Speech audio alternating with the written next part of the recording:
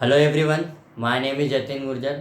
आज की इस वीडियो में हम बात करेंगे फेरिंग्स के बारे में। फेरिंग्स क्या रहता है? फेरिंग जो रहता है यह होलो ट्यूब लाइक स्ट्रक्चर होता है जो कि हमारा ओरल कैविटी के बाद से स्टार्ट होता है। जो हमारा एसोफेगस रहता है उसके बीच का स्ट्रक्चर रहता है और ये जो स्ट्रक्चर रहता है कॉमन पैसेज रहता है एयर और फूड के लिए। फिर वह हम उसके शेप की बात करते हैं कि फेरिंग्स दिखता कैसे है, तो उसका शेप जो रहता है वो conical fibromuscular tube like structure होता है। उसके बाद में हम ये देखते हैं कि फेरिंग जो रहता है उसकी लेंथ कितनी है। तो जब हम लेंथ की बात करते हैं तो उसकी लेंथ 12 से 14 सेंटीमीटर होती है, जो कि हमारा जो ह्यूमन बॉडी का जो स्कल है ना, स्कल के बेस से लेके जो हमारा एसोफेगस है, एसोफेगस के बीच के स्ट्रक्चर को हम फेरिंग्स बोल देते हैं। ठीक है। फिर हम ये देखते हैं कि उसकी विड्थ कितनी होती है। तो फेरिंग्स की विड्थ जो रहती है 3.5 सेंटीमीटर रहती है और उसके विड्थ जो रहते हैं जहाँ पे एसोफेगस से जब फेरिंग्स मिलता है तो उस स्थान को हम बोलते हैं, उस जगह को हम बोलते हैं फेरिंगो एसोफेजियल जंक्शन। उस जगह पे जो फेरिंग्स रहता है ना उसकी विड्थ कम हो जाती है, उसकी विड्थ जो रहती है 1.5 सेंटीमीटर हो जाती है। और हम देखते हैं जो फेरिंग्स रहता है वो कॉमन पैसेज रहता है फूड और एयर के लिए, मतलब कि उसमें से फूड भी नहीं जाएगा।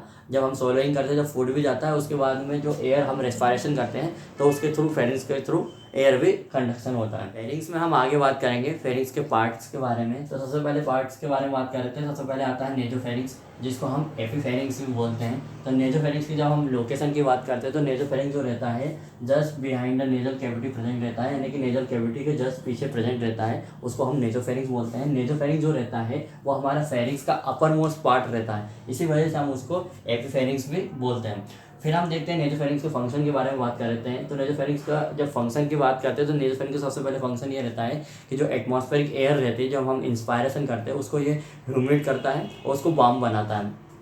उसके बाद में अब जब इसके अगले फंक्शन के बारे में बात करते हैं तो नेजोफेरिंग्स जो रहता है ये हमारा जो सॉफ्ट पैलेट होता है इसका एलिवेशन करता है। कब? जब हम खाने को निगल रहे होंगे या फिर हम जब सोलोइंग कर रहे होंगे उस टाइम पे क्या करता है नेजोफेरिंग्स जो रहता है वो सॉफ्ट पैलेट को एलिवेट करता है। जिससे क्या रहता है कि जो नेजोफेरिंग्स रहता है वो ओरोफेरिंग्स से सेपरेट हो जाता है। उससे क्या फ़ायदा होगा? उससे ये होगा कि जब जो खाना जो रहता है वो नेजल कैविटी में जाने से प्रिवेंट करेगा।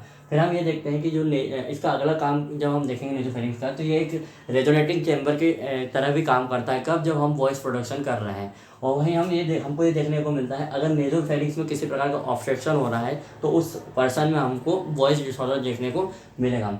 और इसका अगला हम काम के बारे में बात करेंगे। इसका अगला काम ये रहता है कि जो मिडिल ईयर रहता है उसमें ये वेंटिलेशन का भी काम करता है by the help of Eustachian tube. मतलब यूस्टेशियन ट्यूब की मदद से ये हमारा जो मिडिल ईयर रहता है ना, मिडिल ईयर की जो कैविटी रहती है उसमें वेंटिलेशन का भी काम करेगा।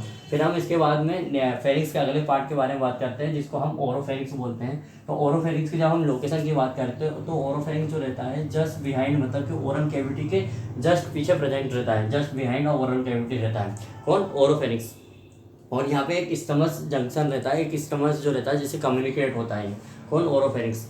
फिर हम ये देखते हैं कि ओरोफेरिंग्स के फंक्शन के बारे में बात करते हैं। तो ओरोफेरिंग्स जो रहता है एक कॉमन पैसेज होता है एयर और फूड के लिए।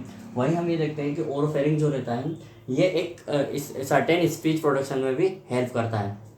फिर इसके बाद में हम बात करेंगे फेरिंग्स के थर्ड पार्ट जिसको हम हाइपोफेरिंग्स बोलते हैं। हाइपोफेरिंग्स का एको नाम होता है जिसको हम लेरिंगोफेरिंग्स भी बोलते हैं। तो जब हम हाइपोफेरिंग्स की बात करते हैं तो हाइपोफेरिंग जो रहता है सबसे लोएस्ट पार्ट होता है या कि सबसे लास्ट पार्ट होता है किसका? फेरिंग्स का। और ये जो इसकी जब लोकेशन की बात करते हैं तो ये जो हमारा ट्रेकिया या जो हमारा जो लेरिंग्स रहता है इसके अपोजिट में प्रेजेंट रहता है। कौन? हाइपोफेरिंग्स। उसके अपोजिट में भी प्रेजेंट रहता है या फिर हम ये बोल सकते हैं on the side of larynx भी बोल सकते हैं। इसी वजह से इसको हम लेरिंगो फेरिंग्स भी बोलते हैं। फिर हम जब इसके फंक्शन की बात करेंगे कि हाइपोफेरिंग्स के फंक्शन क्या रहते हैं तो हाइपोफेरिंग्स जो रहता है उसके फंक्शन ओरोफेरिंग्स के सेम ही होते हैं। उसके फंक्शन में भी वही आएगा कि ये कॉमन पैसेज रहता है एयर और फूड के लिए। उसके बाद में सर्टेन स्पीच प्रोडक्शन में भी हेल्प करता है।